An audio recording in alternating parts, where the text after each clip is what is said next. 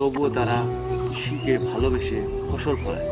তারা মানুষের প্রতি খাদ্যের চাহিদা মেটায়। আমাদের বিশ্বের মূল খাদ্যের সঞ্চালন যে কৃষি, কৃষি আদিকাল থেকে সৃষ্টি।